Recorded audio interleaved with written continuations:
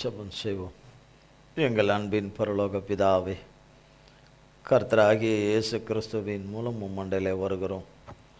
தந்தையே, இந்த நாளுக்குரிய வார்த்தையை, சத்திய வசனத்தை, உன்னதத்தின் சத்தியத்தின் ஆகாரத்தை, ஒரு காலம் அழிந்து ஒழிந்து போகாத நித்திய போஜனமாகிய தகப்பனுடைய வார்த்தை வசனம் என்கிற ஜீவ ஆகாரத்தை வேதத்திலிருந்து எங்களுக்கு பரிசுத்த ஆவியானவராகிய தகப்பனே, நீங்கள் எங்களுக்கு வந்து இதை எங்களுக்கு பிட்டு தரும்படியாய் உம்மிடத்திலிருந்து நாங்கள் வாங்கி கிறிஸ்து இயேசுவின் நாமத்தினாலே வாங்கி புசிக்கத்தக்கதான கிருபையும் பாக்கியத்தையும் இந்த காலை வேளையிலே எங்களுக்கு உண்டு பண்ணி தருவீராக.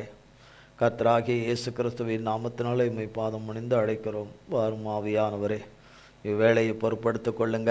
மண்ணோட்டை மறைத்து கொள்ளுங்க. மாம்சமும் இரத்தமும் வேதத்தினர் கொடாதவைகள் ஒன்று கூட ஒருபோதும் என்னிலே காணக்கூடாதபடி தகப்பனாகிய இயேசு கிறிஸ்துவின் நாமத்தின் அக்கினினாலும் இரத்தத்தின் அக்கினினாலும் என்னிலே ஆண்டவரே இவைகள் சுட்டரிக்கப்பட்டு போவதாக.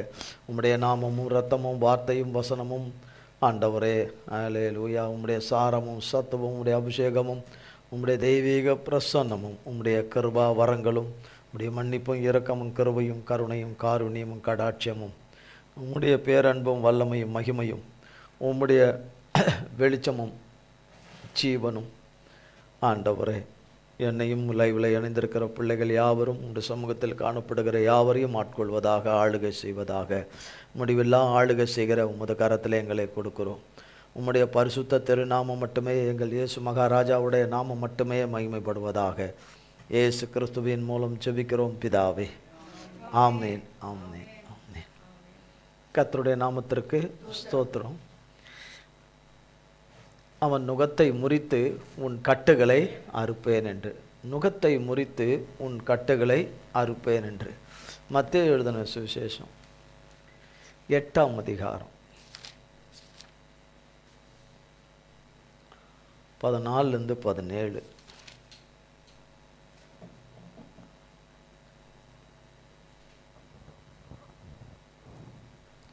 மத்தேயு 8ஆம் அதிகாரம். இயேசு பேதுருவின் வீட்டிலே வந்து அவன் மாமி ஜுரமாய் கிடக்கிறதை கண்டார். அவர் அவள் கையை தொட்டவுடனே ஜுரம் அவளை விட்டு நீங்கிற்று. அவள் எழுந்திருந்து அவர்களுக்கு பணிவிடை செய்தாள். அஸ்தமனமானபோது பிசாசு பிடித்திருந்த அநேகரை அவரிடத்தில் கொண்டு வந்தார்கள். அவர் அந்த ஆவிகளை தமது வார்த்தையினாலே துரத்தி பிணியாளிகளை எல்லாரையும் சொஸ்தமாக்கினார். அவர் தாமே நம்முடைய பலவீனங்களை ஏற்றுக்கொண்டு நம்முடைய நோய்களை சுமந்தார் என்று ஏசாயா தீர்க்கதரிசியினால் உரைக்கப்பட்டது நிறைவேறும்படி இப்படி நடந்தது. பின்பு திரளான ஜனங்கள். அவ்வளோதான். 17. இயேசு பேதுருவின் வீட்டிலே வந்து, பேதுரு என்பவர் கர்த்தருடைய 12 கர்த்தர் கொடுத்த நியமித்த 12 சீஷர்களில் ஒருத்தர். அதில் அவரை முதன்மையாக அவர் மூலம்தான் சபையை கர்த்தர் கட்டுகிறது, அதை விரிவாக்குறது, சகல காரியத்தையும் பேதுருவை கொண்டு கர்த்தர் செய்யும்படியாய் முன்குறித்தது. இந்த பேதுரு கர்த்தர் கூட தான் இருக்கிறார். இப்போ அவருடைய மாமிக்கு உடம்பு சரியில்லை, சரியில்லை என்பதை அறிந்ததுனால, பேதுரு அறிந்ததுனால ஒரு ஏசப்பா கிட்ட சொல்லியிருப்பார். அப்போ அந்த காலத்தில் உடம்பு சரியில்லைன்னு இதில் போடப்பட்டிருக்குது, அவர்களுக்கு ஜுரம் நீங்கின்னு. ஒருவேளை இந்த ஜுரம் இடைவிடாமல் நிற்காமல் இருக்கிற ஜுரமாக இருந்திருக்கும். ஜுரம் வர்றதும் போகிறதுமா இருந்திருக்கும். அவங்கள விட்டு நீங்காமல் இருந்திருக்கும் இந்த ஜுரம். அவங்க எடுத்த சுகத்துக்குன்னு எடுத்த முயற்சிகள் ஒன்று கூட பலன் அளிச்சிருக்காது. அப்போது பேதுரு ஏசப்பாவை மாமி வீட்டுக்கு கூட்டிக்கிட்டு வராரு. கர்த்தர் அவள் ஜுரமாய் கிடக்கிறதை கண்டார். அவர் அவள் கையை தொட்ட உடனே ஜுரம் அவளை விட்டு நீங்கிற்று. அப்போ இது ஒரு வகையான கட்டு. அந்த அம்மாவை கொல்லும்படி வியாதி என்கிற ரீதியில், ஜுரம் என்கிற ரீதியில், இந்த காலத்தில் விஷ ஜுரம் சொல்வதை போல் அந்த காலத்தில் அது எந்த விஷ ஜுரமோ என்ற விதத்தில் அந்த மகளினுடைய ஜீவனை பறிக்க வந்ததை கர்த்தருடைய கரம் அந்த கட்டை அறுத்து விட்டது. அவள் மீது இருந்த அந்த நுகத்தை முறிச்சிருச்சு. எவ்வளோ நாளாக இந்த இந்த அம்மா கஷ்டப்பட்டுட்டு இருந்திருப்பாங்கன்னு நமக்கு தெரியல. அதனால் கொஞ்ச நாட்களாக கஷ்டப்பட்டுட்டு தான் இருந்திருப்பாங்க சுகவீனமாக. ஆனால் தேவனுடைய கரம் பட்ட மாத்திரத்தில் அவர்கள் அற்புதமான சுகத்தை பெற்றுக்கொண்டார்கள். ஜுரம் அவளை 15ஆம் வசனத்தில் சொல்லப்படுது, ஜுரம் அவளை விட்டு நீங்கிற்று, அவள் எழுந்து அவர்களுக்கு பணிவிடை செய்தாள். ரொம்ப உடம்பு முடியாமல் இருக்கிறவங்க, ரொம்ப பலவீனமாக இருப்பாங்க, சோர்வாக இருப்பாங்க, டயர்டாக இருப்பாங்க இல்லையா? இப்போ நமக்கு ஆராதனை ஞாயிற்றுக்கிழமை காலையில். இப்போ டெய்லின்னு சொல்லிட்டாருன்னு வச்சுங்க, ஒரு புதிய அறிவிப்பு அறிவிச்சிட்டார். நான் இல்லை, அவர் அறிவிச்சிட்டார். டெய்லின்னு, டெய்லி காலையில் 6 மணிக்குன்னு எப்படி இருக்கும்?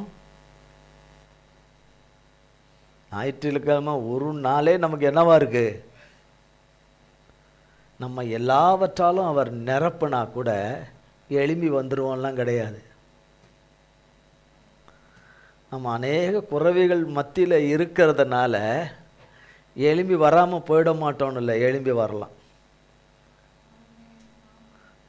குறைவுன்னும் போது மனக்குறைவு, சரீரத்தில் சுகத்தில் குறைவு, சகல விதத்தில் குறைவு, இல்லது இல்லவே இல்லை, இல்லவே இல்லை. நன்மையானவைகள் ஒன்று கூட இல்லை. நன்மையை தருகிறவர் மட்டும் இருக்கிறார், ஆனால் எதுவும் இல்லை என்ற சூழ்நிலையாக இருந்தாலும் எழும்பி நின்று அவருடைய சமூகத்தில் அவர் வர்றதுக்கு முன்னாடி நாம் அவர் பாதத்தில் காணப்படுவது நல்லது. சில நேரங்களில் நம்மளுடைய சூழ்நிலைகளினால் வர முடியாதபடி போகலாம். ஆனால் கர்த்தர் எங்கேனாலும் ஒரே ஒரு இடத்தை தவிர, அது வேணுன்னே காலதாமதம் பண்ணுறது, லாசருவை உயிரோடு எழுப்பின காரியத்தில், மற்றதெல்லாம் கர்த்தர் எதையும் நேரத்தோடு செய்கிறவர், நேர்த்தியாய் செய்கிறவர், நேர்த்தியாய் செய்கிறவர். 16ஆம் வசனத்தில் ஏராளமானவர்கள் பிசாசின் பிடியில் இருந்தவர்களை கர்த்தர் தம்முடைய வார்த்தையினாலே துரத்தி, அவருடைய வார்த்தையினாலே துரத்தி அநேகரை, அத்தனை பேரையும் சொஸ்தமாக்கினார். அங்கே ஏராளமான கட்டுகளில் வந்தவங்க, விதவிதமான பிசாசின் கட்டுகளில் வந்தவங்க, ஏசப்பா கிட்ட வந்தவங்களுக்கெல்லாம் விடுதலை உண்டாயிற்று. பிசாசின் இடத்திலிருந்து விடுதலை உண்டாயிற்று. அவர்கள் என்னென்ன விதங்களிலே துன்புற்று இருந்தார்களோ, வேதனைப்பட்டு கொண்டிருந்தார்களோ, அவர்களால் இது நிவர்த்தி செய்ய முடியாது என்ற நிலையில் இருந்தார்களோ, அதில் இருந்தெல்லாம் அவர்கள் கர்த்தராலே ஒரே நொடி பொழுதிலே விடுதலையானார்கள். போங்க, கொஞ்ச நாளில் எல்லாமே சரியாயிடும் அப்படின்னு எங்கேயுமே வேதத்தில் தேவன் சொல்லவே இல்லை. அவர் சொன்ன அவர் வார்த்தை அவர் வாயிலிருந்து புறப்பட்டு வந்த மாத்திரத்திலே அநேக வார்த்தைகள் அவருடைய பிள்ளைகளுக்கு வந்து நிற்குது. அவைகள் கர்த்தருடைய நாமத்தினாலே, கிருபையினாலே உட்பிரவேசிக்கணும். ஒவ்வொருவருக்குள்ளும் அவர் சொல்லினவைகள் நன்மையானவைகள், ஆசீர்வாதமானவைகள், மீட்புக்குரியவைகள், விடுதலைக்குரியவைகள், ரட்சிப்புக்குரியவைகள், சுகத்துக்குரியவைகள், மேன்மைக்குரியவைகள், உயர்வுக்குரியவைகள், சகல பிரச்சனையை தீர்க்கிறவைகள், அவர் சொல்லியிருக்கிற வார்த்தைகள் எல்லாம் அவருடைய நம்பியிருக்கிற பிள்ளைகளுக்கு அவராலே கிருபையாய் அவர் வார்த்தை உட்பிரவேசிக்கணும். இப்போ இவங்களுக்கெல்லாம் வந்துருச்சு, உள்ள டப்பு டப்பு டப்புன்னு வந்துட்டு இவங்கள விடுவிச்சிட்டாரு கர்த்தர். பிறகு கர்த்தரை தான் இவங்க பிடிச்சிட்டு இருந்தாங்களா, சேவித்துட்டு இருந்தாங்களான்னு நமக்கு தெரியாது. கர்த்தர் விடுவிச்சிட்டார். கர்த்தர் இவர்களை விடுவிச்சிட்டார். கர்த்தருக்கு ஸ்தோத்திரம். மத்தேயு 9ஆம் அதிகாரம் 32, 33, 32, 33, 35. அவர்கள் புறப்பட்டு போகையில் பிசாசு பிடித்த ஊமையான ஒரு மனுஷனை அவரிடத்தில் கொண்டு வந்தார்கள். பிசாசு துரத்தப்பட்ட பின்பு ஊமையன் பேசினான். ஜனங்கள் ஆச்சரியப்பட்டு, இஸ்ரவேலில் இப்படி ஒரு காலம் காணப்படவில்லை என்றார்கள். பின்பு இயேசு சகல பட்டணங்களையும் கிராமங்களையும் சுற்றி நடந்து ஜெப ஆலயங்களில் உபதேசித்து ராஜ்யத்தின் சுவிசேஷத்தை பிரசங்கித்து ஜனங்களுக்கு உண்டாயிருந்த சகல வியாதிகளையும் சகல நோய்களையும் நீக்கி அவர்களை சொஸ்தமாக்கினார். ஆமாம், 8ஆம் அதிகாரத்திலும் பார்த்தோம். இப்போ 9ஆம் அதிகாரத்தில் அவர்கள் புறப்பட்டு போகையில் பிசாசு பிடித்த ஊமையான ஒரு மனுஷனை அவரிடத்தில் கொண்டு வந்தார்கள். ஊமன்னா என்ன? பேச முடியாதவன். ஊமன்னா வாய் பேச முடியாதவன். ஆனால் அவனை கர்த்தரிடத்தில் கொண்டு வந்தார்கள். அவனை பேச விடாதபடி அவனை கட்டி வச்சிருந்தது பிசாசு. அவன் நாவிலிருந்து பிசாசு புறப்பட்ட மாத்திரத்தில் ஊமையன் பேசத் தொடங்கினான்.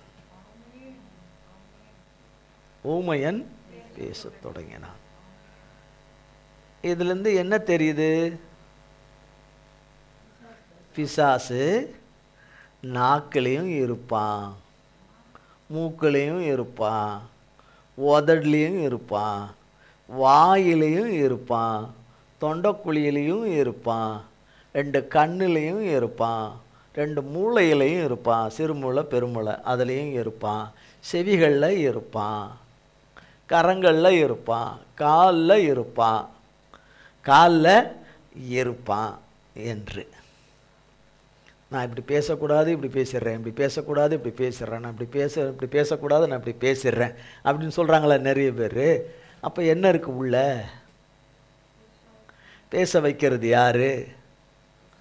பிசாசு. ஊமையனுக்கு ஒன்று இருந்துச்சு, அவன் பேசலை. கிறிஸ்துவின் கிருபையின் காலத்தில் இருக்கிற நமக்கு ஊமையாவில் ஆனால் பிசாசு இருக்குது. ஆனால் நல்லா பேசுகிறோம். பேசக்கூடாததை பேசுகிறோம், சிந்திக்கக்கூடாததை சிந்திக்கிறோம், யோசிக்கக்கூடாததை யோசிக்கிறோம். அப்போ கட்டுகள் என்பது அநேக விதத்தில் இருக்குது. இங்கே 36 இருக்குது. வியாதியஸ்தர்கள், சகல விதமான வியாதியஸ்தர்களும் சகல நோய்களும். அப்போ மருந்தினாலும் மாத்திரைகளினாலும் வேற என்னென்ன கை வைத்தியங்களினாலும் முயற்சிகளினாலும் மனுஷர் பிரயாசப்பட்டு சுகம் அடையாதவர்கள் யாவரும் கர்த்தரிடத்தில் வரும்போது சுகம் பெற்று திரும்பினார்கள். கர்த்தரிடத்திலிருந்து சுகம் பெற்று திரும்பினார்கள்.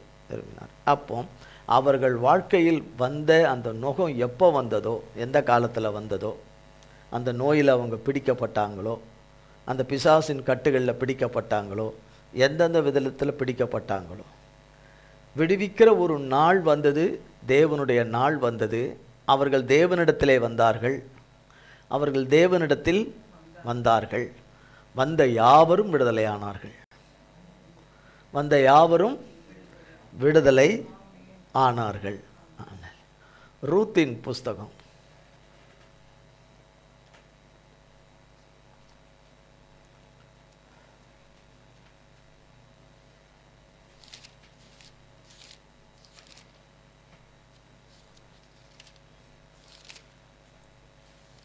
1ஆம் அதிகாரம், பேஜ் 334.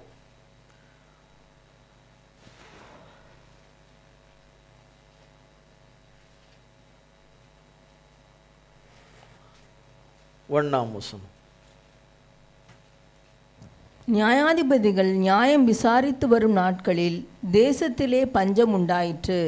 அப்பொழுது யூதாவில் உள்ள பெத்லகேம் ஊரானாகிய ஒரு மனுஷன் தன் மனைவியோடும் 2 குமாரரோடும் கூட மோவாப் தேசத்திலே போய் சஞ்சரித்தான். முதல் வசனம் சொல்லுகிறது, நியாயாதிபதிகள் நியாயம் விசாரித்து வரும் நாட்களில். யோசுவா இருந்த காலம் முடிஞ்சிருச்சு. யோசுவா கர்த்தருடைய நாமத்தினாலே ராஜ்யங்களிலே யுத்தம் பண்ணி அநேக ராஜாக்களை வெட்டி கொன்று, கர்த்தர் யுத்தத்தில் மகத்தான ஜெயத்தை தம்முடைய ஜனத்துக்கு யோசுவா மூலமாக கொடுத்து, கோத்திரமாக அவர்களுக்கு எல்லாவற்றையும் நிலத்தை பங்கிட்டு கொடுத்து, அவர்களுக்கு எல்லாம் பங்கிட்டு கொடுத்து, யோசுவா கர்த்தருடைய நாமத்தினாலே கர்த்தர் கொடுத்த ஜனத்தை செம்மையாக, நீதியாக, செம்மையாக நடத்தி நல்ல ஒரு தலைவனாக இருந்து, கர்த்தருக்கு உகந்த மகனாக தலைவனாக இருந்து 110வது வயதில் மரிச்சிட்டார். கர்த்தர்கிட்ட போயிட்டார்.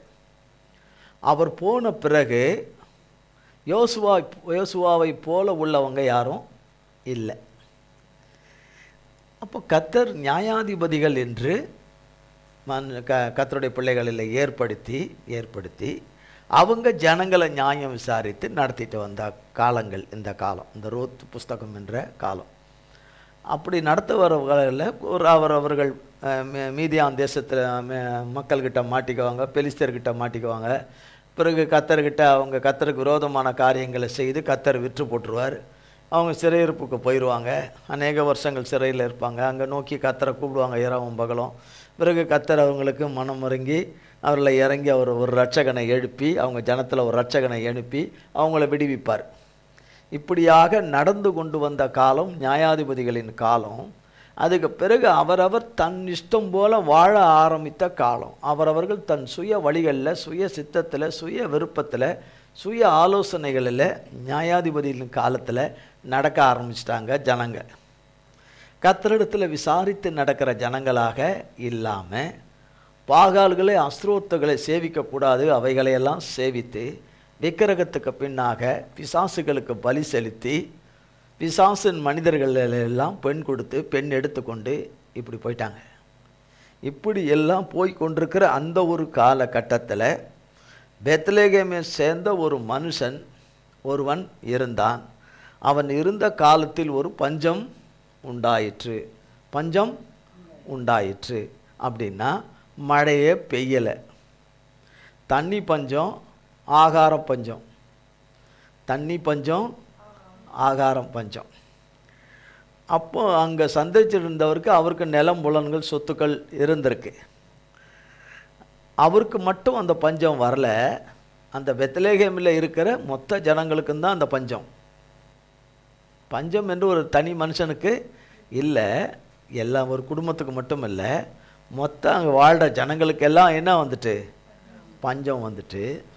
சொல்கிறதுக்குன்னு எதுவுமே இல்லை. பிழைக்க ரொம்ப கஷ்டம், வாழ ரொம்ப கஷ்டம், பிழைக்க ரொம்ப கஷ்டம் என்ற சூழ்நிலை. பஞ்சம் எதனால் உண்டாயிற்று தெரியாது. கர்த்தருடைய பிள்ளைங்க எந்த விதத்தில் கீழ்ப்படியாமல் போனாங்கன்னு கர்த்தருக்கு தான் தெரியும். ஆனால் நீண்ட காலத்துக்கு அந்த பஞ்சத்தை தேவன் கொடாதபடி கொஞ்ச காலத்துக்கு அந்த பஞ்சம் இருந்து அவர்கள் தேவன் அண்டையிலே வருவதற்கும், தேவனை நோக்கி கூப்பிடுவதற்கும், தங்கள் பாவங்களை அறிக்கை செய்து தேவனுடைய இரக்கத்துக்கும் கிருபைக்கும் கெஞ்சுவதற்கு இந்த பஞ்சம் ஒரு ஒத்தாசையாக கர்த்தருடைய பிள்ளைகள் மரித்து போயிடக்கூடாது, கர்த்தர் இல்லாமல் மரித்து போயிடக்கூடாது என்பதற்காக இந்த பஞ்சத்தை அனுமதிச்சிருப்பார்.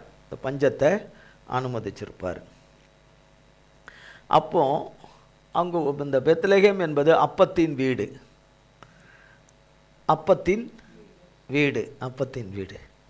அங்கே இவர்களுக்கு என்னது குறைவே இல்லாத இடத்துல அவங்க ஒரு பெரிய குறைவை பார்க்குறாங்க, ஒரு வறட்சியான நிலைமையை பார்க்குறாங்க. அவங்களுக்கு எப்படி தோணிற்று, இது ரொம்ப வருட காலத்துக்கு போகும் போல இருக்குது, இது போகிற போக்கில் போனால் எல்லாருமே கூண்டோட என்ன ஆயிடுவோம், செத்து போயிடுவோம் என்பதை அறிந்து யாரோ ஒருவர் அல்லது பலரோ அவர்களுக்கு ஆலோசனை, அந்த பெத்லகேம் ஊரானாகிய அவருக்கு அந்த ஆலோசனையை கொடுக்க போய், அது எங்கே போகக்கூடாத ஒரு தேசம், பார்வைக்கு நல்லா இருக்கிற தேசம், செழிப்பாக இருக்கிற தேசம், கவர்ச்சியாக இருக்கிற மக்கள், கவர்ச்சியாக பேசுகிற மக்கள், என்ன தேசம், மோவாப் தேசம். மோவாப் பாவத்தினாலே நிறைந்த ஒரு தேசம். தேவனுக்கு கொஞ்சம் கூட பயப்படாத ஒரு மக்கள் வாழ்கிற ஒரு தேசம். தேவனுக்கு எரிச்சலும் கோபத்தையும் மூட்டுகிற காரியங்களை செய்கிற ஒரு தேசம்.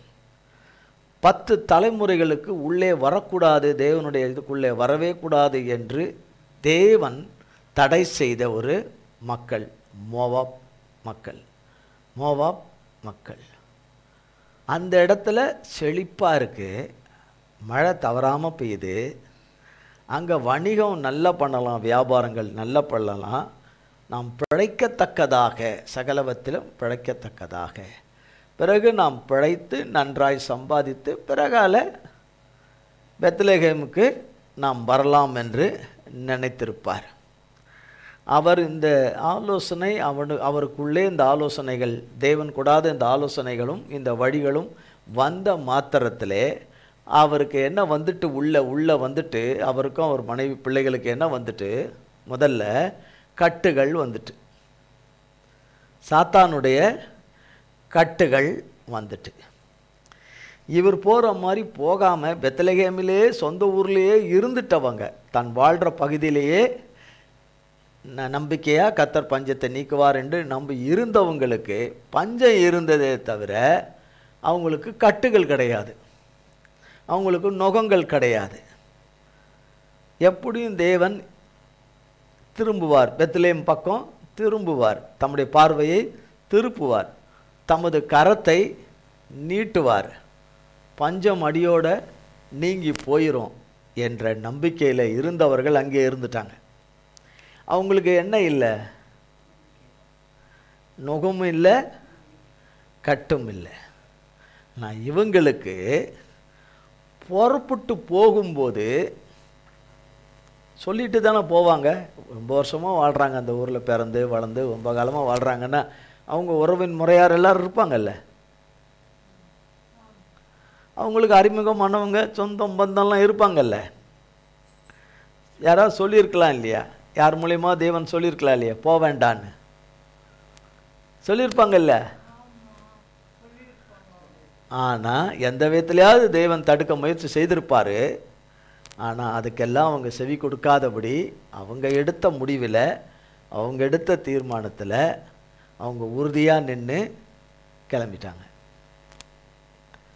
அப்போ அவங்களுக்கு நுகமும் வந்துட்டு, கட்டுகளும் வந்துட்டு, சிறையிருப்பும் வந்துட்டு. என்ன வந்துட்டு? சிறையிருப்பும் வந்துட்டு மூன்றும் வந்துட்டு அவங்களுக்கு. ஆனால் முதல்ல அது கண்ணில் தெரியல. கட்டு வந்ததும், நுகம் வந்ததும், சிறையிருப்புகள் வந்ததும் கிளம்பின அவருக்கும் அவர் மனைவி பிள்ளைகளுக்கும் கண்ணில் தெரியல. ஆனால் தேவனுக்கு பார்வையில் என்ன வந்திருக்கு? நுகம் தேவனுடைய வார்த்தையை புறம்பே தள்ளி சாத்தானுடைய மனுஷருடைய வார்த்தையை உள்வாங்கி கொண்டு அதன்படி செய்யும்போது அங்கே தேவன் இல்லை, அங்கே தேவன் இல்லை. திரும்பி போகிறோம், இன்னும் கொஞ்சம் வருஷத்துக்குள்ளே நாங்கள் திரும்பி வந்துடுவோம். நாங்கள் ஏன் அங்கே போய் எவ்வளோ காலம்லாம் இருக்க போகிறோம்? கொஞ்ச காலம் வந்துட்டு என்ன பண்ணிடுவோம்? அதனால் நீ இந்த வயல்வெளிகள், இந்த சொத்து பத்து என்ன இருந்தோ அதெல்லாம் பார்த்துக்க சொல்லிவிட்டு ஒருத்தர் கையில் பொறுப்பாக கொடுத்துட்டு இவங்க என்ன செய்திருக்கிறாங்க? கிளம்பிட்டாங்க.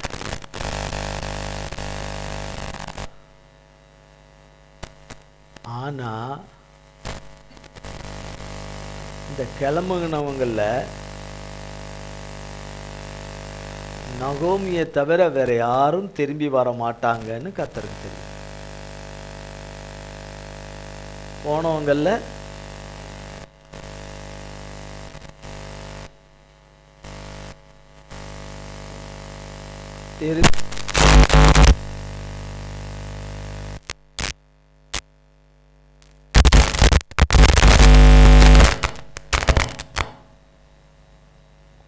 திரும்பி வரமாட்டாங்கன்னு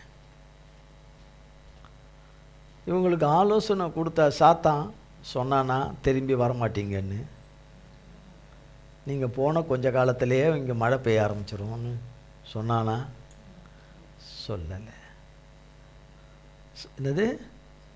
சொல்லலை. இவங்க என்ன செஞ்சிட்டாங்க? சந்தோஷமாக வந்துட்டாங்க. நம்ம நல்ல முடிவை தான் எடுத்திருக்கிறோம், நல்ல தீர்மானத்தை தான் எடுத்திருக்கிறோம், நல்ல வேலை நம்ம அங்கே இருக்காமல் நம்ம புறப்பட்டு வந்தது. என்ன அருமையான தேசம், என்ன அருமையான மக்கள், என்ன கவர்ச்சிகரமான மக்கள், என்ன இனிக்க இனிக்க பேசுகிற மக்கள். எங்கே பார்த்தாலும் சர்ப்பமாக தான் இருக்குது. சந்தோஷம்னா சந்தோஷம். எங்கே பார்த்தாலும் என்ன இருக்குது, எங்கே பார்த்தாலும் வீட்டுக்கு வீடு எங்கே பார்த்தாலும் சர்ப்பந்தான் இருக்குது. ரொம்ப சந்தோஷம்.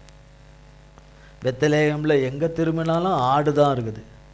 ஆனால் இங்கே பாம்பாக இருக்கு, இங்கே பாம்பாக இருக்கு. இப்படி பாம்போடு இருக்கிற சிநேகத்தை போல ஒரு சிநேகம் எங்கேயாவது கிடைக்குமா? கிடைக்கவே கிடைக்காது. பாம்பு பேசுகிற ஒரு உண்மை வேறு எங்கேயாவது கிடைக்குமா? பாம்பு தான் உண்மையை பேசும், பாம்பு தான் சத்தியத்தை பேசும், பாம்பு தான் நமக்கு நல்லதை செய்யும் என்று பாம்பு தேசம், பாம்பு மக்கள். இந்த பஞ்சம் என்பது உங்களுக்கு சொல்லும்போது சொல்லப்பட்டது, மழை பெய்யாத ஒரு பஞ்சம், ஆகாரம் இல்லாத ஒரு பஞ்சம் என்று சொல்லப்பட்டது. இன்னும் பல என்னென்ன விதத்தில் இருக்குமோ. வேதத்தில் அநேக பஞ்சங்கள் நிறைய வேதத்தில் எழுதப்பட்டிருக்கிறது. ஆதியாகமத்தின் புஸ்தகத்தில் இருக்கு. ஆபிரகாம் கர்த்தர் அழைத்து தன் இனஜன பந்துக்களை விட்டு கர்த்தரோடு கூட புறப்பட்டு வரும்போது ஒரு பஞ்சம் வந்தது. அதுவும் தண்ணி இல்லாமல், மழை இல்லாமல். எந்த மழை இருந்தால் தானே அறுவடைலாம் இருக்கும், விதைப்பு அறுப்பெல்லாம் எதுவுமே இல்லை. மிருக ஜீவனுங்களுக்கு தண்ணி இல்லை.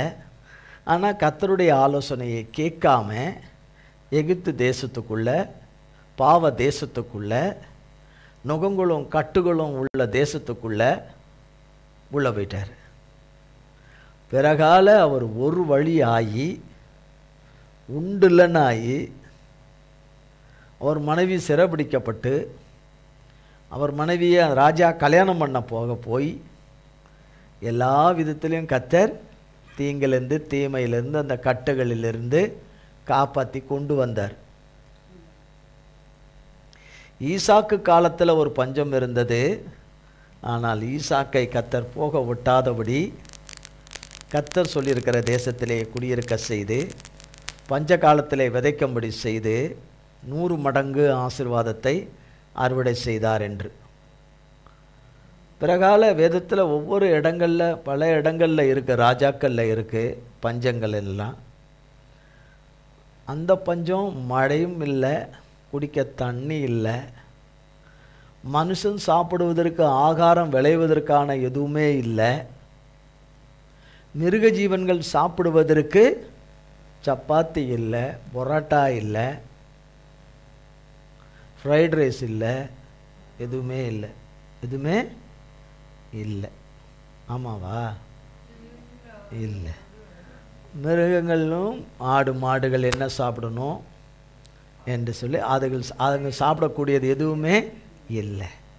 அதனால் மனுஷர்கள், அந்த வாழ்ந்த மனிதர்கள் மிருகங்களை சாப்பிட ஆரம்பித்தார்கள்.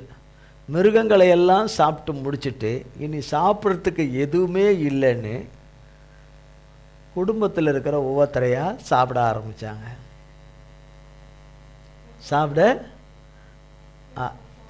ஆரம்பித்தாங்க. இது எப்படிப்பட்ட பஞ்சம்? இது யோசேப்பு காலத்தில் ஒரு பஞ்சம் இருந்தது. அது தேசம் அனைத்துக்கும் பஞ்சம், அநேக தேசங்களுக்கு வந்த பஞ்சம். இது குறிப்பிட்ட ஒரு தேசத்தில், யோசேப்பின் காலத்தில் அநேக நாடுகளுக்கு, ஏராளமான நாடுகள் முழுசும் மகா கூடிய பஞ்சம் உண்டாயிற்று. 7 வருஷத்துக்கு 7 வருஷம் பஞ்சம் உண்டாயிற்று.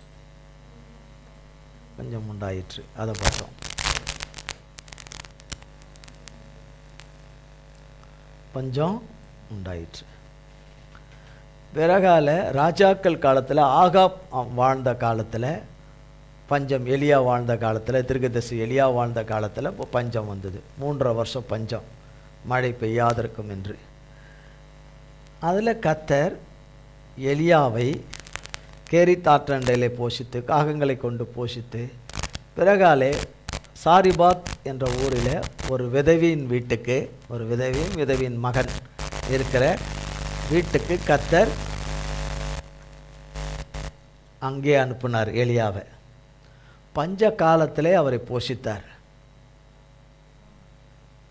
பஞ்ச காலத்திலே போஷித்தார். ராஜாவுக்கே சோறு இல்லாத காலத்தில், ராஜா அரண்மனையில் இருக்கிறவங்களுக்கே உணவு பஞ்சம் இருக்கிற சூழ்நிலையில், அவன் வைத்திருக்கிற மிருகங்களுக்கும் அவன் வைத்திருக்கிற குதிரைகளுக்கும் தீவனம் இல்லாத காலத்தில் கர்த்தர் அங்கே அநேக சாரிபாத்தில் அநேக விதவைகள் இருந்தாலும் ஒரே ஒரு விதவை, தேவனுக்கு பிரியமான தேவ வார்த்தையை கேட்டு அதன்படி செய்கிற ஒரு விதவையின் வீட்டுக்குத்தான் கர்த்தர் எலியாவை அனுப்பி, எலியாவின் மூலமாக சாரிபாத் விதவையாகிய அவளும் அவளுடைய மகனும் தீர்க்கதரிசியும் அவர்களை சேர்ந்த எல்லாரும் வயிறார அனுதினமும் சாப்பிட வைத்தார். விதைப்பும் அறுப்பும் இல்லாத காலத்தில் இப்படி ஒரு பஞ்சம். ஆனால் இவர்களுக்கும் தேவன் ஏதோ ஒரு விதத்தில் சொல்லியிருப்பார் போகக்கூடாதபடி. ஆனால் அதை கேட்காம இவங்க என்ன செஞ்சிட்டாங்க? புறப்பட்டு போயிட்டாங்க. 2ஆம் வசனம்.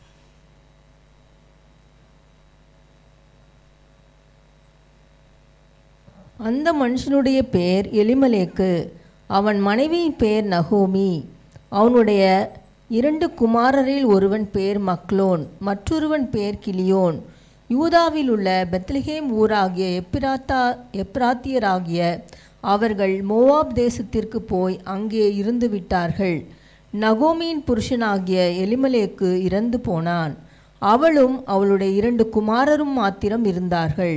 3 வசனம் வரத்துக்குள்ள, 3ஆவது வசனம் வரத்துக்குள்ளே யார் இல்லை?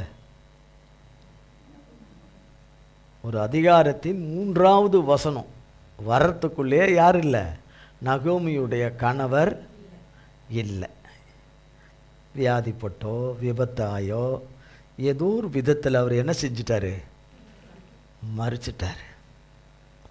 தன் தேசத்தில் மறித்து, தன் தேசத்தில் தன் ஊரில் அவர் புதைக்கப்பட வேண்டியவர்.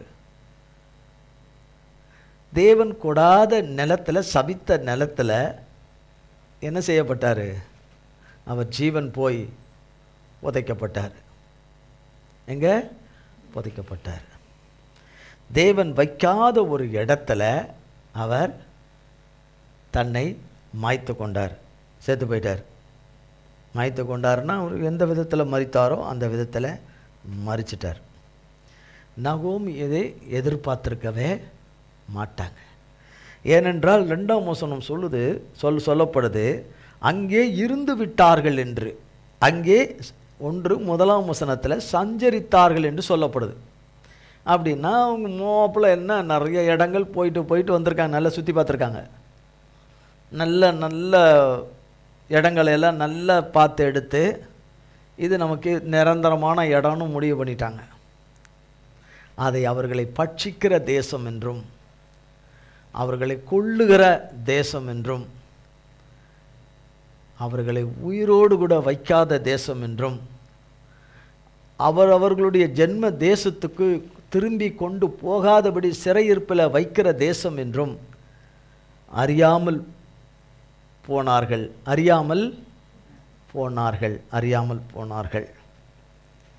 அங்கே என்ன தொழில் செய்தார்கள் என்றும் இங்கு போடலை. அவர்கள் என்ன தொழில் செய்தார்கள், என்ன வேலை செய்தார்கள் என்று தெரியல. அவன் இறந்து போனான். சரி, இப்போ இருக்கிறது 2 பிள்ளைங்க, 2 பிள்ளைங்க என்ன. இப்போ அந்த 2 பிள்ளைகளும் இருக்கிறாங்க. இவங்களுக்கு ஒரு நல்ல வாழ்க்கையை அமைச்சு கொடுக்கணும். நம்ம சுய தேசத்துக்கு போயிடுவோம், இங்கே வந்து கணவரை இழந்துட்டோம், நம்ம போயிடுவோன்ற எண்ணம் வரலை. அதுதான் கட்டுகள், பலத்திருக்கிற கட்டு. 4ஆம் வசனம். இவர்கள் மோவாபியரில் பெண் கொண்டார்கள். அவர்களில் ஒருத்தி பேர் ஓர்பாள், மற்றவள் பேர் ரூத். அங்கே ஏறக்குறைய 10 வருஷம் வாசம் பண்ணினார்கள். பின்பு மக்லோன், கிலியோன் என்னும் அவர்கள் இருவரும் இறந்து போனார்கள். அந்த ஸ்திரீ தன் குமாரர் இருவரையும் தன் புருஷனையும் இழந்து தனித்தவளானாள். இப்போ 3ஆம் வசனத்து வரும்போது கணவர் இறந்துட்டாங்க. அது எவ்வளோ பெரிய துக்கமாக இருக்கும், எவ்வளோ பெரிய இழப்பாக இருக்கும். அதிலிருந்து அவங்க மீண்டு அப்படி கொஞ்சம் அதை மறந்து அதை மீண்டு அப்படி கொஞ்சம் வர நேரத்தில் யார் இறந்துட்டா? பையன்மார்கள், அடுத்தடுத்த பையன்மார்கள் இறந்துட்டாங்க. அவங்களும் எந்த விதத்தில் மரித்தார்கள், எந்த விதமாக மரித்தார்கள் என்று இதில் போடப்படலை. ஆக மரித்து விட்டார்கள். இப்போ மரிக்க போகிறார்கள் என்று சொல்லும்போது, அல்லது அந்த உயிர் ஊசலாடி கொண்டிருக்கிற சூழ்நிலையில் எப்படி கதறியிருப்பார்கள்? எப்படி கதறி இருப்பார்கள்?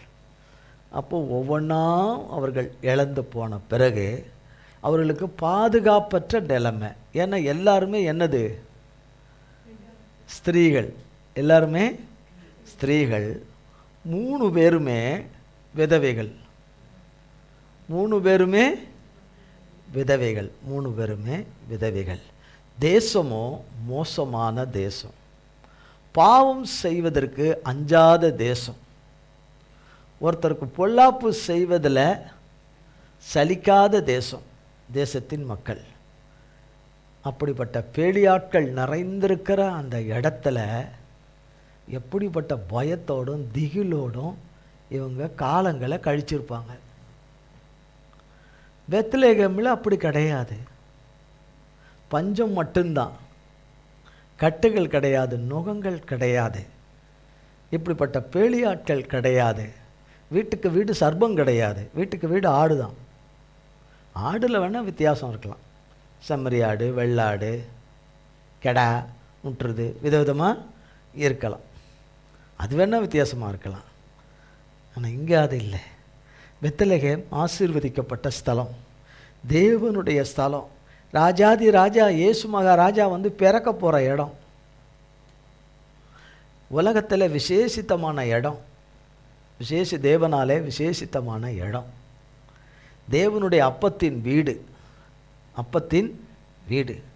இவ்வளோ பெரிய இழப்பு, இவ்வளோ பெரிய அழிவெல்லாம் இல்லாத இவர்கள் அதை என்ன செய்துட்டார்கள்? அதை எல்லாமே வாங்கி கொண்டார்கள்.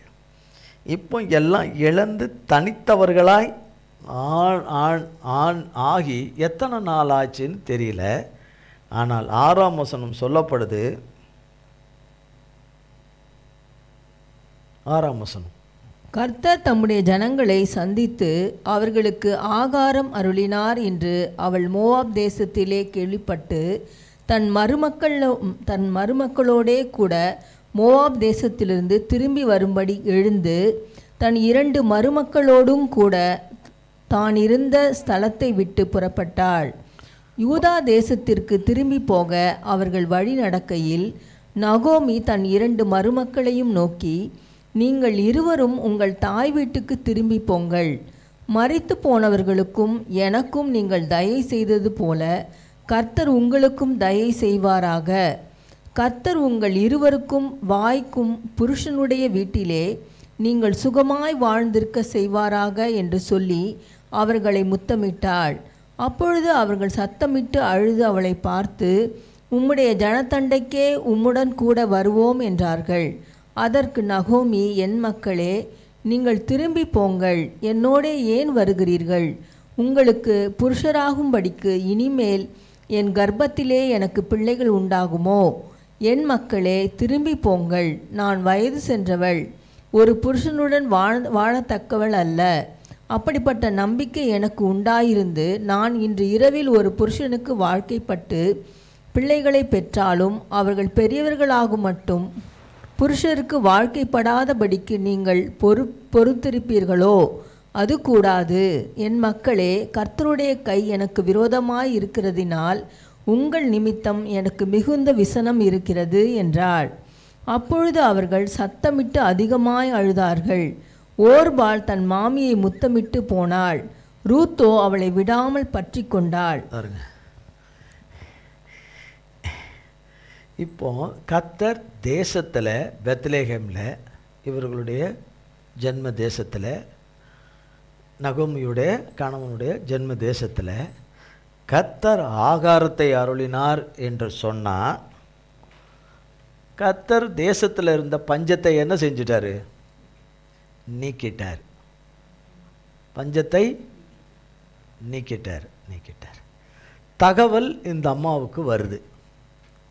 தகவல் இப்போ பெத்லகேம் செழிப்பாயிருச்சு, குறைவெல்லாம் நீங்கி போச்சு, அங்கே எந்த சாபமும் கிடையாது, அங்கே எந்த கஷ்டமும் கிடையாது, அங்கே சுபிட்சம் வந்துருச்சு, அங்கே சுபிட்சம் வந்துருச்சு.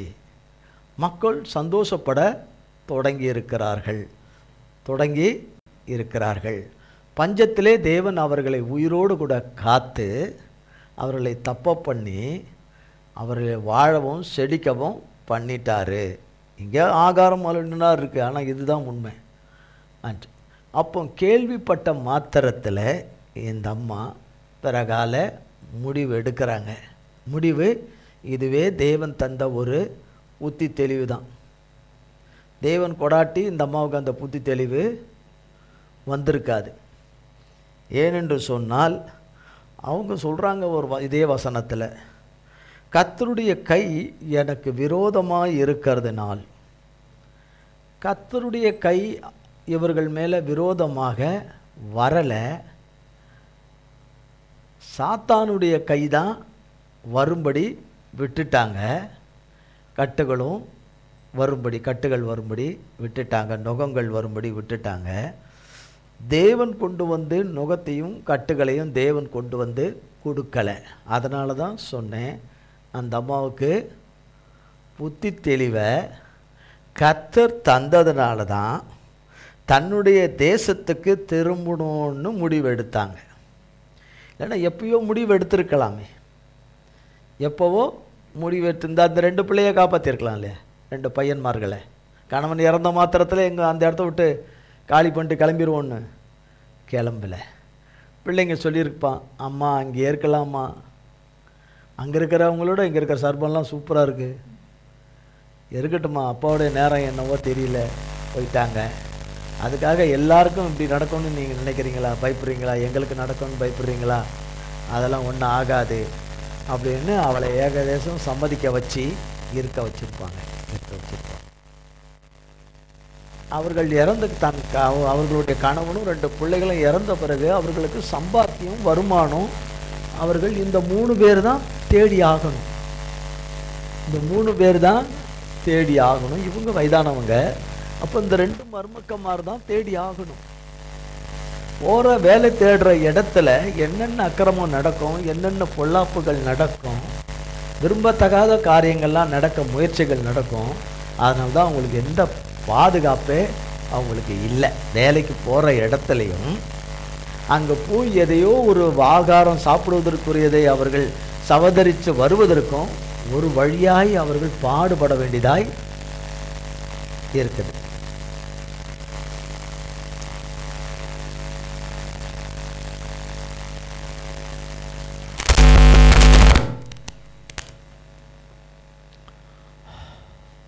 பாடுபட வேண்டியதாய் இருந்தது.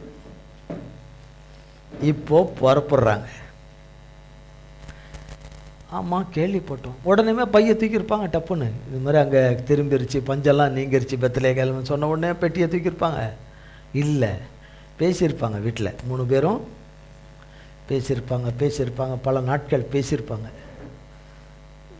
மருமகமார்கள் என்ன சொல்லியிருப்பார்கள்?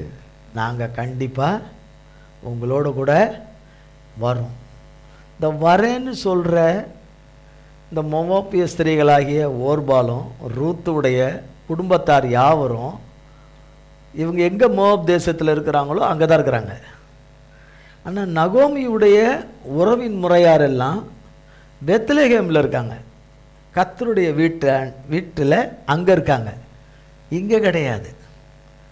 இவங்க புருஷர்கள் இறந்து போன பிறகு இவங்க கர்த்தர் வைத்த பிரமாணத்திலேருந்து விடுதலை ஆகுறாங்க. கணவன் இறந்ததுனால அவங்க விடுதலை ஆகுறாங்க.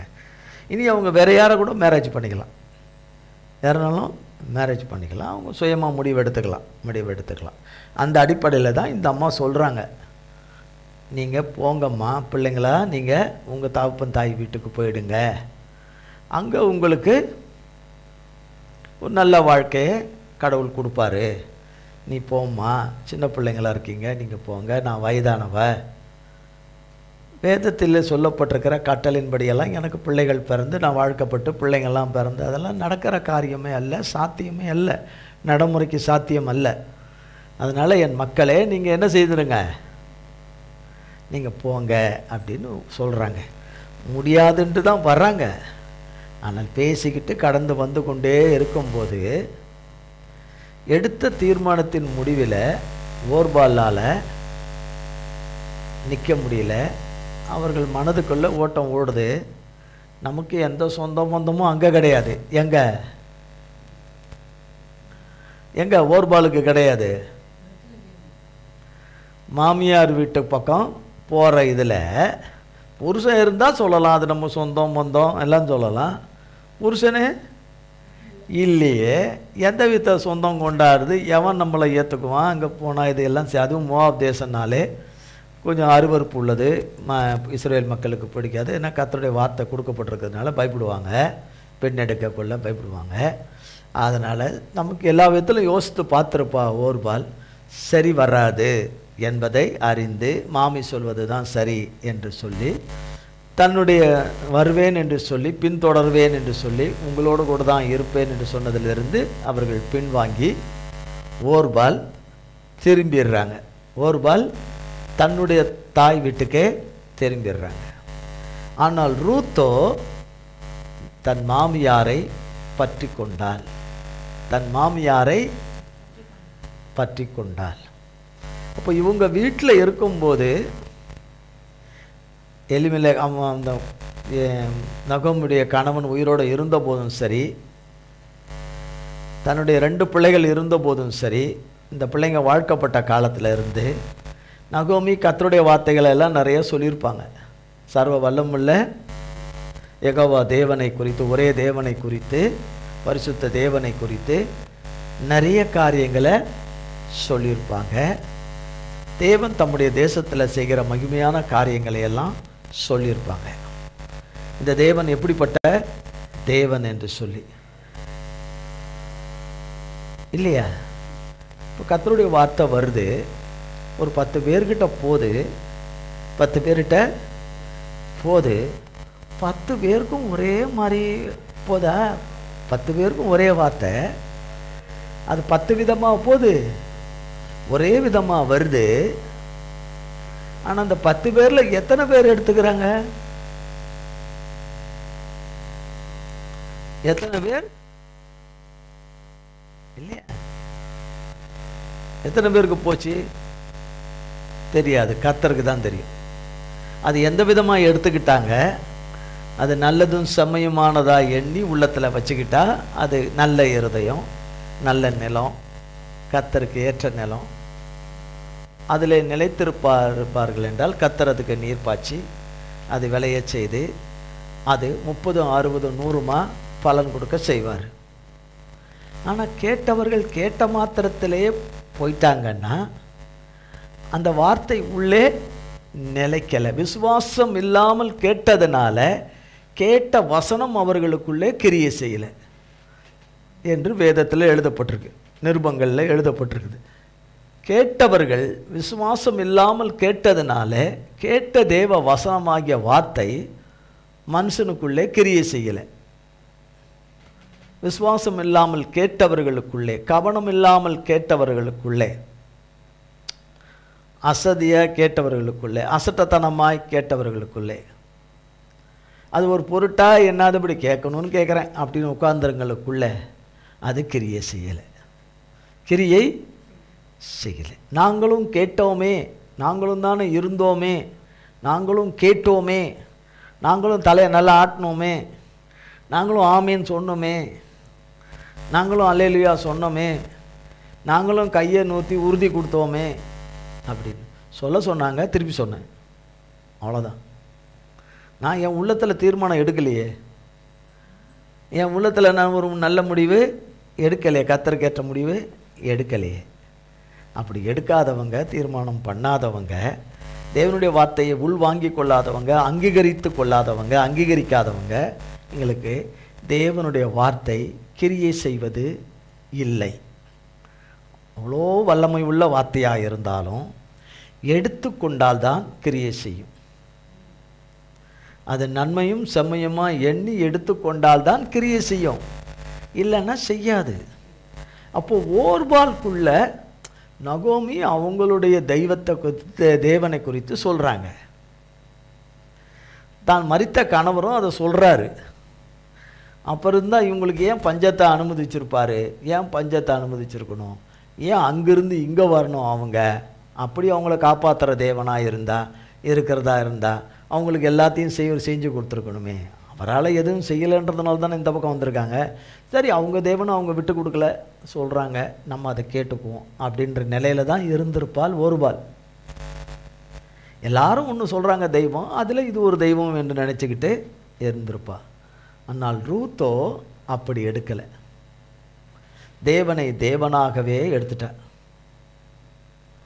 தேவனை தன் உள்ளத்துக்குள்ளே வரும்படி இடம் கொடுத்துட்டார். தலைமுறைகள் சாபத்துக்குரிய தலைமுறைகளும் சாபத்தீடான தலைமுறைகளுமாய் இருந்தாலும் கூட சபிக்கப்பட்டதாய் 10 தலைமுறைக்கு உட்போகக்கூடாது என்று கர்த்தராலே இருக்கப்பட்ட ஒரு ஜனமாக இருந்தாலும், பிரியமில்லாத ஜனமாக இருந்தாலும், அநேக மக்கள் சர்ப்பங்களாக இருக்கிற மக்களாக இருந்தாலும், அதில் ஒரு ஆட்டுக்குட்டி இருந்திருக்கு. ஒன்று ஆட்டுக்குட்டியாக ஆயிடுச்சு, ஒன்று என்னவா ஆயிடுச்சு? பிறந்தது சர்ப்பத்தின் குடியில் பிறந்தது இல்லை, வந்தது என்னவாயிற்று? கர்த்தராலே ஆட்டுக்குட்டியாயிற்று. யாராயிற்று? ஆட்டுக்குட்டியாக மாறி போச்சு. ரூத் என்பவர்கள் தேவனுடைய பிரியமுள்ள ஒரு ஆட்டுக்குட்டியாக மாறிட்டாங்க. அடுத்தது 15ஆம் வசனத்திலிருந்து. அப்பொழுது அவள், இதோ உன் சகோதரி தன் ஜனங்களிடத்துக்கும் தன் தேவர்களிடத்துக்கும் திரும்பி போய்விட்டாளே, நீயும் உன் சகோதரியின் பிறகே திரும்பி போ என்றாள். அதற்கு ரூத், நான் உம்மை பின்பற்றாமல் உம்மை விட்டு திரும்பி போவதை குறித்து என்னோடே பேச வேண்டாம். நீர் போகும் இடத்திற்கு நானும் வருவேன், நீர் தங்கும் இடத்திலே நானும் தங்குவேன். உம்முடைய ஜனம் என்னுடைய ஜனம், உம்முடைய தேவன் என்னுடைய தேவன். நீர் மரணமடையும் இடத்தில் நானும் மரணம் அடைந்து அங்கே அடக்கம் பண்ணப்படுவேன். மரணமே அல்லாமல் வேறொன்றும் உம்மை விட்டு என்னை பிரித்தால் கர்த்தர் அதற்கு சரியாகவும் அதற்கு அதிகமாகவும் எனக்கு செய்ய கடவர் என்றாள். அவள் தன்னோடே கூட வர மன உறுதியாய் இருக்கிறதை கண்டு அப்புறம் அதை குறித்து அவளோடே ஒன்றும் பேசவில்லை. இப்போ இதை சொல்லிட்டாங்கல்ல, இதை என்னென்ன சொல்கிறாங்க? அதற்கு ரூத்து, நான் உம்மை பின்பற்றாமல் உம்மை விட்டு திரும்பி போவதை குறித்து என்னோட கூட பேச வேண்டாம். நீர் போகும் இடத்திற்கு நானும் வருவேன். வருவேன்னா எங்கே வருவேன்?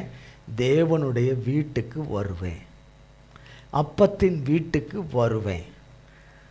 தேவனாலே பூமியிலே ஆசீர்வதிக்கப்பட்ட ஸ்தலத்துக்கு வருவேன்.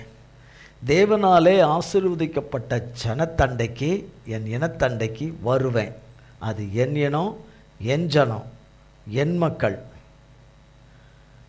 உன் தேவன் என்னுடைய தேவன், என்னுடைய தேவன் என்று அவர்கள் உள்ளத்தின் ஆழத்தில் இருந்து வந்ததுனால அவர்கள் தேவனுடைய ஆட்டுக்குட்டியாக மாறி 10 சபைக்கு உட்பட 10 தலைமுறைகளுக்கு உட்படக்கூடாது என்ற இருந்த எல்லாவற்றையும் கர்த்தருடைய கிருபையினாலே தகர்த்தெறியப்பட்டு கர்த்தருடைய கிருபையின் பரிசுத்த மந்தைக்குள்ள ஒரு பரிசுத்த ஆட்டுக்குட்டியாக மாறிட்டாங்க. மாறினதுனால அந்த மகன் மேலே இருந்த நுகம் முறிஞ்சு போச்சு. அது நகோமிக்கும் தெரியாது, ரூத்துக்கும் தெரியாது. அவள் சொன்ன அந்த விசுவாச அறிக்கை, ஏனென்று சொன்னால் இவள் எடுத்த முடிவு என்பது சும்மா இல்லை. ஆபிரகாமுடைய விசுவாசத்தை காட்டிலும் ஒரு விலையேற பெற்ற ஒரு விசுவாசத்தை போல் உள்ள ஒரு விசுவாசம் இது. அவருக்காவது மனைவியிடையே கூட தம்பி பிள்ளைங்கள்லாம் இருந்தாங்க. ஆனால் இவங்களுக்கு எந்த இதுவுமே இல்லை. எந்த இதுவுமே அந்த அம்மாவுக்குன்னு சொல்லக்கூடியதுன்னு எதுவுமே இல்லை. கர்த்தரை மட்டும் நம்பி வரான்ட்டாங்க. வரபடியில் நகோமிக்கு ஏதோ ஒன்று ஆயிருந்து, சுகவீனம் ஆகி, ஏதோ ஒரு ஆபத்தை நேரிட்டு, ஏதோ ஒரு அசம்பாவிதம் நடந்து நகோமி ஒரு வேளை மறிச்சிட்டா, கொஞ்சம் யோசித்துருந்தாங்கன்னா மறிச்சிட்டா, நம்ம நிலைமை என்ன ஆகிறது? சொந்த தேசத்துலேயும் கிடையாது, தன்னுடைய ஜனம் உம்முடைய ஜனம் என்னுடைய ஜனம் உந்தேவன்னு சொல்லிட்டு அங்கே வந்துட்டு அங்கே எதுவும் இல்லை அப்படின்னும்போது இருக்கிறது மாமியாருடைய துணை தான். இல்லை, அதுவும் இல்லைன்னா அவங்களுடைய வாழ்க்கை என்னாச்சு? யார் எங்கே சூறையாடுவாங்கன்னு தெரியாது, யார் எங்கே கடத்துவாங்கன்னு தெரியாது, யார் என்ன கொலை பண்ணி போடுவானுங்கன்னு தெரியாது, என்ன வேணால் நடக்கும். ஆனால் அது எதுவுமே யோசிக்காமல் மாயமற்ற அந்த விசுவாசம், நம்மிடத்தில் காணப்படாத அந்த மாயமற்ற விசுவாசம், இங்கெல்லாம் அந்த விசுவாசம் கிடையாது. இந்த விசுவாசம்லாம் இங்கே யார்கிட்டையும், ரூத்துக்கிட்ட இருந்த விசுவாசம் யார்கிட்டையும் கிடையாது, சொல்லவே முடியாது. ரூத் அவர்கள் சொன்னது போல சொல்ல முடியாது. அப்போ ரூத்தை அவங்க எந்த மாதிரி பார்த்துக்குவாங்க? ரூத்தும் அவங்களுக்கு அவ்வளோ அருமையான மாமியாராக இருந்திருக்காங்க. ரூத்தும் நிறைய மாமியார் அப்படி இருக்காங்களா? நிறைய தாயார் அப்படி இருக்காங்களா? நிறைய மருமக அப்படி இருக்காங்களா? அப்படி போனால் போயிட்டே இருக்கலாம். அப்படியும் இல்லை. ரூத்து ஒரு சில வார்த்தைகள் அவங்க இதில் விதத்தில் அங்கே எனக்கு தேவன் கசப்பா தந்தார், என்னைய நவமின்னு சொன்னேன், அதெல்லாம் சொல்லுவாங்க. ஒரு சில காரியங்கள், ஏன்னா அவங்க வாழ்க்கையில் அந்த இழப்பின் மத்தியில் அதை சொல்லிட்டாங்க. அது அறியாமையில் சொன்னது, அது தேவன் அவங்கள மன்னிச்சார். அது அறியாமையில் சொன்னது, அறிந்து சொன்னது கிடையாது. ஆனால் இவர்கள் இருந்த அந்த நிலைமைக்கு, நகோமிக்கு இருந்த அந்த குணம், தன் மருமகளுக்கு நாம் இருக்கிற காலம் எவ்வளவோ, அவளுக்கு நாம் பாதுகாப்பாக இருக்கணும், நான் ரொம்ப காலம் இருக்க முடியாது பாதுகாப்பாக, அவளுக்கு ஒரு நல்ல ஒரு துணை ஆண்டவர் ஏற்படுத்தி கொடுக்கணும், அவளுக்கு ஒரு நல்ல பாதுகாப்பான ஒரு ஆசீர்வாதமான ஒரு வாழ்க்கை அவளுக்கு அமையணும், எப்படியாவது ஆண்டவர் அவளுக்கு கிருபை செய்யணும் என்கிற அவளுக்கு நன்மை செய்ய ஆசை. நகோமிக்கு திராணி இல்லை, கெப்பாசிட்டி இல்லை, ஆனால் நன்மை செய்ய ஆசை. அந்த பலன் இல்லை. எல்லாவற்றையும் இழந்த மக, ரொம்ப துக்கத்தில் இருக்கிற மக, எல்லா நஷ்டத்தையும் இழப்பையும் சந்தித்த மக, அப்படி நகோமியை போல கூட இங்கே நம்ம இல்லை. பிறகு ரூத்துக்கிட்டே போக முடியாது, நகோமிக்கிட்டே போக முடியலன்னா ரூத்துக்கிட்டே எங்கே போகிறது? அப்போ ரூத்து எப்படி கையில் வேதாகமும் இல்லை, ஏசப்பாவுடைய ரத்தம் இந்த பூமியில் சிந்தப்படுறதுக்கு முன்னாடியே ஏசப்பாவுடைய மறைமுகமாக ஏசப்பாவுடைய இரத்தத்தை பெற்றுக்கொண்டார்கள். உலக தோற்றம் முதல் அடிக்கப்பட்ட வண்ணமாக இருக்கிற ஆட்டுக்குட்டியானவர் என்று அவருக்கு ஒரு பெயர் இருக்குது. உலக தோற்றத்துக்கு முன்பே அடிக்கப்பட்ட வண்ணமாக இருக்கிற ஆட்டுக்குட்டியானவர் தகப்பன். அவர் பால் வச்ச அந்த விசுவாசத்தினாலே அவர்கள் பரிசுத்தமானார்கள். பரிசுத்தமற்ற தேசத்தில், சபிக்கப்பட்ட தேசத்தில்,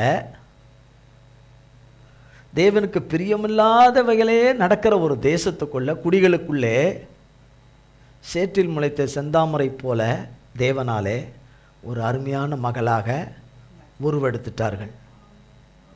எல்லா வகையிலும் நல்ல சூழ்நிலை, நல்ல குடும்பம் எல்லாம் இருந்து ரூத்தை போல உருவாகாதவர்கள், கர்த்தருக்குள்ளே உருவாகாதவர்கள் அநேகர்.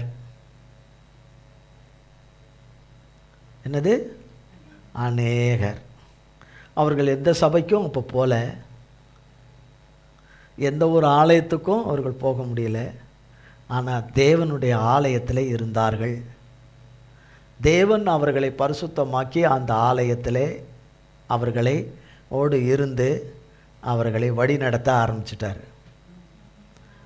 வெளியரங்கமாக தெரியல, நுகம் முறிஞ்சிட்டு கட்டெல்லாம் அறுந்துட்டு, ஆனால் தெரியல. இப்போ புறப்பட்டு வருகிறார்கள். வாசிங்கம்மா 18ஆம் வசனத்திலிருந்து. அவள் தன்னோடே கூட வர மன உறுதியாயிருக்கிறதை கண்டு அப்புறம் அதை குறித்து அவளோடே ஒன்றும் பேசவில்லை. அப்படியே இருவரும் பெத்லகேம் மட்டும் நடந்து போனார்கள். அவர்கள் பெத்லகேமுக்கு வந்தபோது ஊரார் எல்லாரும் அவர்களை குறித்து ஆச்சரியப்பட்டு, இவள் நகோமியோ என்று பேசிக்கொண்டார்கள். அதற்கு அவள், நீங்கள் என்னை நகோமி என்று சொல்லாமல் மாறாள் என்று சொல்லுங்கள். சர்வ வல்லவர் எனக்கு மிகுந்த கசப்பை கட்டளையிட்டார். நான் நிறைவுள்ளவளாய் போனேன். கர்த்தர் என்னை வெறுமையாய் திரும்பி வர பண்ணினார். கர்த்தர் என்னை சிறுமைப்படுத்தி சர்வ வல்லவர் என்னை கிளேசப்படுத்தி இருக்கையில் நீங்கள் என்னை நகோமி என்பானேன் என்றாள். இப்படி நகோமி மோவாபிய ஸ்திரீயான தன் மருமகள் ரூத்தோடும் கூட மோவாப் தேசத்திலிருந்து திரும்பி வந்தாள். வார்கோதுமை அறுப்பின் துவக்கத்தில் அவர்கள் பெத்லகேமுக்கு வந்தார்கள். பாருங்க, சரியானபடி நுகம் முறிந்ததுனால, கர்த்தரால் முறிந்ததுனால, கட்டுகள் அருந்ததுனால, வார்கோதுமையினுடைய அறுப்பின் காலம், ஆசீர்வாதத்தை சுதந்தரித்து கொள்ளுகிற ஒரு வேலைக்குள்ள கொண்டு வந்துட்டார். இவங்க பொறுப்புட்டு வரும்போது தேவன் ஆகாரம் அருளினார் என்று ஒரு வார்த்தை போடப்பட்டிருந்தது. ஆகாரம் அருளினார் அப்படின்னா மழை பெஞ்சி விதை விதைச்சி பயிராகி வந்திருக்கிற ஒரு காலம் அது என்பதை நகோமி அறிந்து கொண்டார்கள். அவர்கள் கரெக்டாக தேவன் கொண்டு வந்து உள்ள நுழைக்கிறது அறுப்பு காலம். வார்கோதுமை அறுப்பு காலம், அறுத்து சேர்க்கிற ஒரு காலம், களஞ்சியத்தில் சேர்க்கிற ஒரு காலம், ஆசீர்வாதமான ஒரு வேலை. நகோமி அந்த ரூத்து இப்படி சொன்னதுனால ரூத்தினுடைய வாழ்க்கை முழுசையும் கர்த்தர் பொறுப்படுத்திக்கிட்டார்.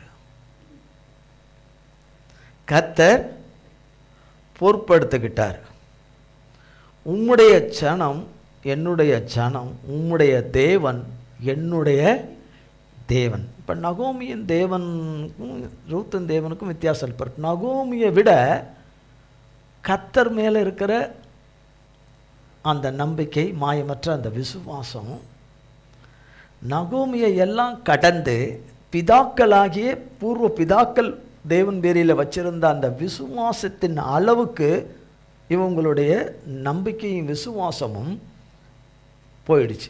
அந்த அளவுக்கு உயர்ந்துருச்சு. எங்கிருந்து வந்தவங்க? சாதாரண நிலையிலிருந்து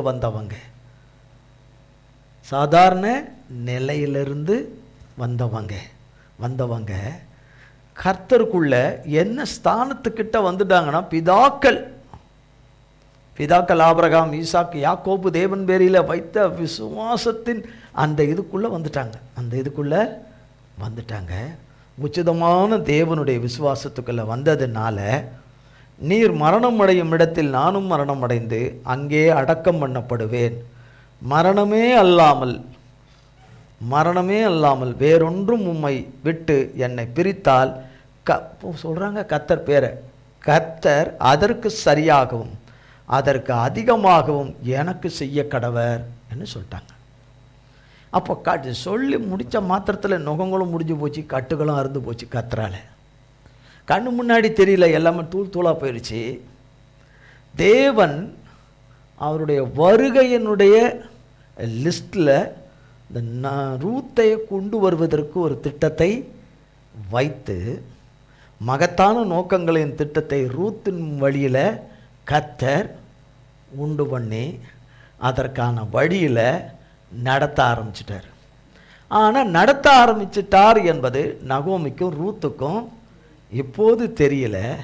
ஆனால் போக போக போக போகத்தான் கர்த்தராகிய தேவன் ஆயத்தம் பண்ணினவைகளை எல்லாம் கண் காணாததும் காது கேட்காததும் மனதில் உணராததும் தெரியாததும் ஆகிய சகலவற்றையும் அறிந்து கொள்ளக்கூடிய ஒரு காலத்துக்குள்ளே நுழைய போகிறாங்க. ஒருபாலால் இந்த வார்த்தையை சொல்ல முடிஞ்சதா? உன் தேவன் என் ஜனம், உன் ஜனம் என் ஜனம் என்று சொல்ல முடிஞ்சதா? சொல்ல முடியல. அந்த வீட்டில் வாழ்ந்த காலங்களெல்லாம், அங்கே மோவாப்பில் வாழ்ந்த காலங்களெல்லாம் கர்த்தரை பற்றியேயும் நல்ல பரிசுத்தத்தையும் ஒழுக்கத்தை பற்றியே சொல்லி கொடுத்துருக்கிறார்கள் நவோமி. அதுதான் நல்ல மாமியார் என்று சொல்லி கொடுத்துருக்கிறார்கள். கர்த்தருக்கு பயப்படுகிற பயம், சர்வ வல்லமுள்ள தேவன் ஒரே தேவன் என்று சொல்லி அதையெல்லாம் சொன்னது எல்லாம் அந்த ஒரு மகளுக்குள்ள மட்டும்தான் வேலை செஞ்சுருக்கு. அதுலேயும் விலையேற பெற்ற ஒரு உன்னத விசுவாசமும் நம்பிக்கையும் அந்த மகளுக்குள்ள உண்டாயிருச்சு. அதனாலே அவர்கள் கர்த்தரை மாயமற்ற அந்த விசுவாசம்தான் அவர்களை பரிசுத்தமாக்கிற்று, அவர்களை பரிசுத்த தேவ பிள்ளையாய் மாற்றிற்று. தேவனுடைய வெளிச்சம் அவர்களுக்குள்ளே வந்துட்டு, இருளிலே பிறந்து இருளிலே வாழ்ந்த அந்த மகள் இப்பொழுது வெளிச்சத்தின் பிள்ளையாக ரூத்து நகோமி மூலமாக கேட்டு இப்போ நகோமிக்கு ரூத்து சொல்கிற வார்த்தைகள், கர்த்தரை குறித்து சொல்கிற வார்த்தைகள்லாம் நகோமி மிரளும்படியாய்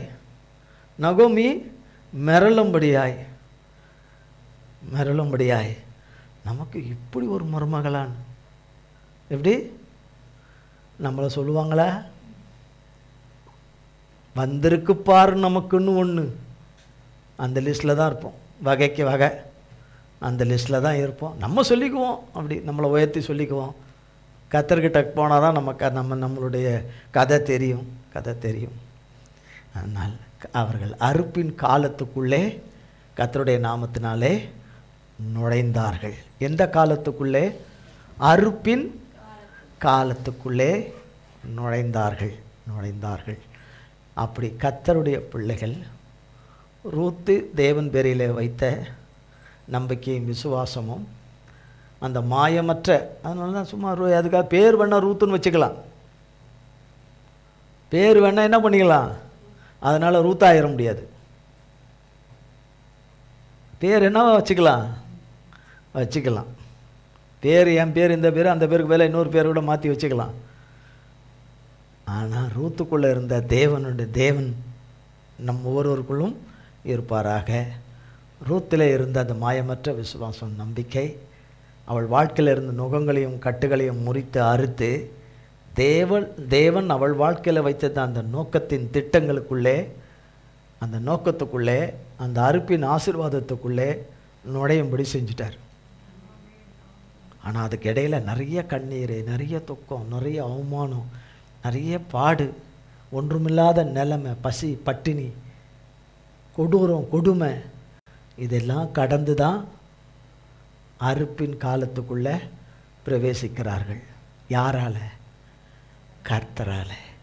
பெத்லகேம் வீட்டுக்குள்ளே பிரவேசிக்கிறார்கள். அப்பத்தின் வீட்டுக்குள்ளே ஜீவ அப்பமாகிய கர்த்தராகிய இயேசு கிறிஸ்துவினாலே பிரவேசிக்கிறார்கள். இந்த பாக்கியம் நம் ஒவ்வொருவருக்கும் உண்டாயிருப்பதாக. கர்த்தர் இந்த வார்த்தைகளை நம் ஒவ்வொருவருக்கும் பல கோடி மடங்காய் ஆசீர்வதிப்பாராக. 1ஆம் தேதி காலை திருவிருந்தாராதனை நடைபெறும். 1ஆம் தேதி திருவிருந்தாராதனை நடைபெறும். கர்த்தர் வேலையை ஆசீர்வதிப்பாராக, வார்த்தைகளை ஆசீர்வதிப்பாராக. ஜெபம் செய்வோம். எங்கள் அன்பின் பரலோக பிதாவே, கர்த்தராகிய இயேசு கிறிஸ்துவின் மூலம் உம்மண்டையிலே வருகிறோம். தந்தையே, இந்த நாளிலும் வேளிலும் ஆண்டவரே, முற்றிலும் முடியாத நிலைமையிலே ஆண்டவரே, நீரோ ஆண்டவரே உம்முடைய கிருபையின் ஆவியை தந்து, உம்முடைய ஆவியை ஊற்றி, உம்முடைய அபிஷேகத்தை ஊற்றி காலூன்றி நிற்கும்படி செய்து, இந்த நாளுக்குரிய ஆராதனை உம்முடைய நாமத்துக்கு மகிமையாய் நீங்கள் பார்க்குற விதத்தில் நிறைவேறும்படியாய் நீங்கள் கிருபை செய்து, குறைவைகளை எல்லாம் கிறிஸ்துவின் மகிமையில் உம்முடைய மகிமையின் ஐஸ்வர்யத்தில் எங்களதில் நிறைவாக்கி, கர்த்தராகிய தேவனே, அறுப்பின் காலத்துக்குள்ளே, வார்கோதுமையின் அறுப்பின் காலத்துக்குள்ளே நாங்கள் ஒவ்வொருவரும் உம்மாலே பிரவேசிக்கத்தக்கதான கிருபையும் பாக்கியத்தையும் எங்கள் ஒவ்வொருவருக்கும் லைவில் இணைந்திருக்க யாவருக்கும் அருளி செய்வீராக.